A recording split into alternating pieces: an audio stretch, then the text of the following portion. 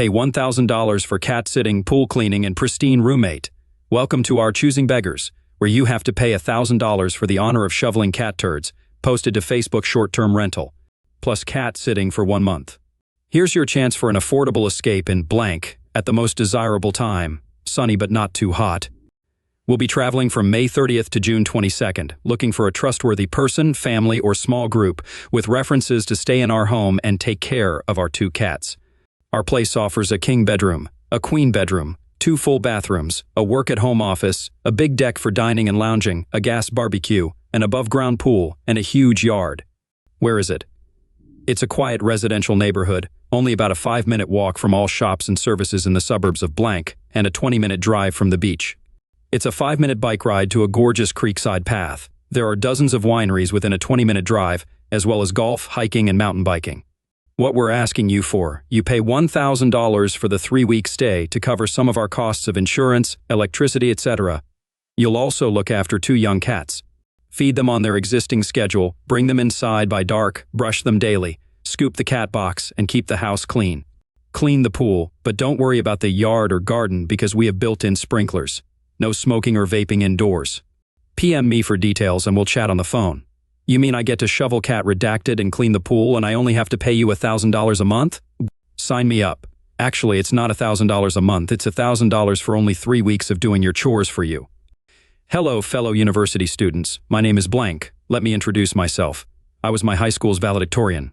My SAT score and ACT score are 1,590 and 36, respectively. I'm also a member of Mensa, an organization that you're allowed entry to for an IQ above 135. Unfortunately, in my high school years, I couldn't find people to hold an intellectual conversation with, so I was very bored. So, I'm hoping things will be different at this university. To start things off, I like to discuss epistemology, cosmology, and quantum physics. I also like to build electronics in my free time. I'm also seeking a female companion of my intellectual caliber, IQ, above 135. Preferably, my bottom line is 130. Please don't waste my time. Thanks for reading. And then, gosh, I don't know what this is. This person writes some sort of profile for themselves? Name blank, sex, male pronouns. I don't believe in that nonsense. Oh, I think it's like what is the word for this? I think this is like a posting where people say, hey, this is who I am. If you want a room with me in a dorm, I can be your roommate, and here's like info about me. I'm a mechanical engineer. I worked with industry professionals at Raytheon and Northrop Grumman in my high school years to build advanced defense technologies. I sleep around 10:30 p.m. to 11 p.m., unless I'm tinkering with my work, waking up at 7 a.m. on the dot usually. I believe in a full 8 hours of sleep to maintain bodily health and keep my brain functioning at maximum capacity. I just realized this guy's profile picture is Isaac Newton, so okay, this guy's like that. I gotcha.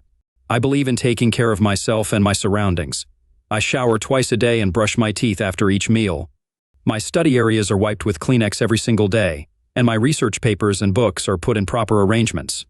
I go on a 5-mile run every other morning, and I do a lot of calisthenics on the weekends around 5 p.m. to 6 p.m. No, I don't want a gym companion. I doubt you'll be able to keep up with my rigorous routines. Here are my requirements if you wish to dorm with me. No music. No playing video games.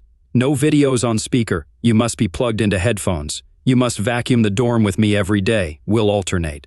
No bringing over uninvited guests. Only speak unless spoken to.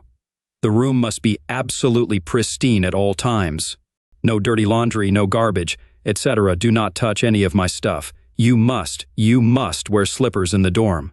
I will provide them for you. Also, if you're not properly groomed, smelly, have yellow teeth or stained clothes, I will not accept you. We can discuss intellectual topics if time allows, but it's fine if you're not intelligent enough, as long as you remain quiet. If you're interested, please PM me and give me your IQ score. I'm looking forward to meeting you. And for real, does anybody actually know their IQ score? And I'm not talking like, go to Google and type in what is my IQ score, and do some random free tests on a website that says, oh, you're whatever, 120 or whatever. Yeah, I don't think so, because to get your IQ tested, you have to get like a proctored exam in person, I think, and this guy expects people to just know their IQ score offhand? It's like, bro, who cares? What's so weird to me is that these people can be so smart. I mean, clearly, if this guy got like a 1,590 on the SAT, this guy's smarter than average, but How can you be so smart and so completely clueless when it comes to social skills? And also too dumb to realize that wiping surfaces with Kleenex isn't going to make a bit of difference unless it has some kind of disinfectant on it. You know what I mean? Like, what does he think? The furniture is sneezing on him. This next post, OP is an artist on Twitter, and they haven't done an art giveaway in about 3 months. Then OP received this DM, "You're effing annoying. You seem like a nice guy, but just F off." Then 3 minutes later, "Okay, maybe that was rude. I'm sorry, I just haven't seen you do a giveaway in a while, and I think more people can benefit from your generosity for this. Community. Your tweets are good, and I'm glad that you're growing, but I'd love to win a giveaway one of these days." On this next post, someone used an emoji on Discord, and they get this message, "Hello, I have been struggling with ADHD, and one of the symptoms is nosebleeding and stomach pain." And that emoji is actually my comfort emoji. It brings me anxiety knowing that it's being used by someone else that quite honestly doesn't deserve it.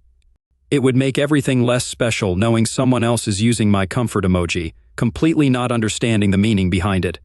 So please never use that emoji ever again in your life. Have a good day, heart emoji. I feel like the only way to reply to this message would be to say, "Hello, sir. As a person with a heart, your use of the heart emoji is deeply offensive because I don't think you deserve it, so please never use the heart emoji again." Posted to Facebook. "Hey there, Facebook. I've been debating on if I should post this. It's come to the point where I have no other options. I'm reaching out for some help with groceries. Any form of help is appreciated. Yes, I'm aware of the food bank and such. They offer a great service for those in need. Unfortunately, their food doesn't last long, and also, it doesn't provide what my family needs as required by a nutritionist. We need high-protein foods, fruits, and vegetables. I would appreciate any form of help. I would also be willing to share more with anyone seeking to help, but would like to know more. Thank you from the bottom of my heart for even just reading this post." News headline, "Mom of 10 leaves people shocked after spending more than $1,000 on Easter gifts." Then beneath that, we have this gem. What she should have done was bought them and then donated them to those who really need them. Does she even realize that some children don't even have an egg, through no fault of their own? This is just ridiculous. Then down in the comments, Roddy Bobati points out who the mother who spent $1,000 actually is. This is a YouTuber called the Doherty Dozen. She has 10 kids, of which half are fostered, adopted, and have special needs. She's an amazing mom, and I've only just learned of her, but she's a really good person. Wow, man, imagine going online and telling the mother of disabled foster kids how she has to spend her money. Man, the more I go down to these comments, the nicer of a woman she seems, because it seems like the baskets weren't filled with just candy and junk. Each kid got an outfit, a fishing pole so they could go fishing as a family together. They got better swimming gear so they could go swimming, and some family-oriented toys. Honestly, the fact that she did all that for just $100 per kid is impressive. On this next post, OP is one of those people who does really elaborate Christmas lights on their house every Christmas. Then OP gets this message. "I was wondering if you could put together a Christmas lights thing at my house like yours? My daughter loves it, but we live 25 minutes away, and I can't drive there every night so she can see the lights. It would probably be impossible to get all the necessary parts in time for this year. Most of the vendors are out of stock, and ordering direct from the manufacturer takes months. If you want to get started for next year, you'll want to start ordering in February and March. I can't do the entire show for you, but I'd be happy to help if you give me an idea of what you're looking to do. I can get you a parts list. Blank on YouTube is also an excellent place to get the basics. I need to do this year. Next year she'll be older. She might not even care then. Sorry, but I don't think it's possible. I spent months building my first year. It's a very time-intensive project. Even if we had all the parts already, it would still be difficult. I have a few strands laying around. I could do a portion of your roof line approximately 30 feet. It wouldn't have music, but you can change colors from an app on your phone. Thank you so much. Do you think we could have a tree too? You have so many lights that it wouldn't be that big of a difference, and why can't we have music? No. A tree is the biggest and most expensive prop in the show. It accounts for 1/4 of all the pixels. Please, it's her favorite part. It's my favorite too, but you're not a child. I'll buy a tree from you. If I sell it to you, then I'll have to do hours of work changing the sequences to account for the missing pieces. It's literally the centerpiece of the show. Your tree is on the side, not the center. You should look up the word literally. You can get a new tree next Christmas, and the rest will be fine for this year. You have the snowflakes, presents, and the garage still. I only want one thing, so let me buy it. No. And even if I were to sell it, the parts alone would cost blank. You spend blank on Christmas lights. These color lights cost $13 on Amazon. How'd you get up to blank? And then when OP doesn't reply, so much for the Christmas spirit of giving. And then, OP posted an update with context. My house has about 25,000 pixels that I sequence to music. It takes 2 weeks to set everything up, and about 3 hours of sequencing per minute of show. She sent this to me on November 29th. Also, this was sent to the Facebook page for my show. I posted a video there last year that went semi-viral, and that's likely how she found me. Originally posted to Craigslist, I have a single room available for rent for only $450. I'm offering one private bedroom with all expenses paid, including groceries, to a long-term living nanny caretaker. My daughter is 4 years old and starts kindergarten this year. I need you to drop her off and pick her up from school, as well as babysit her in the evenings and weekends. When I have to work, I'm a single parent, and it's just my daughter and I in our 2-bedroom apartment home. My career requires me to work nights and weekends, so I would need you to be available to babysit when I have to work as well. My daughter is not hard to take care of. She's smart and mostly self-sufficient at everything now, and she can even make her own cold meals. Babysitting her would not be difficult, and in fact, it's fun for the right candidate. She's a blast. She has no medical conditions, and she's mostly well-behaved. This position is ideal for someone retired who can be available for her needs full-time, anytime, and long-term.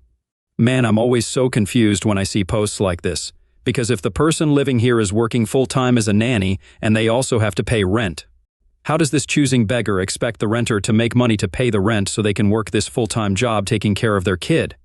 Also, I'd like to point out that she says that her 4-year-old is completely self-sufficient, and they have a, 16-year-old house that's apparently just like, new? Does this woman have any concept of the passage of time?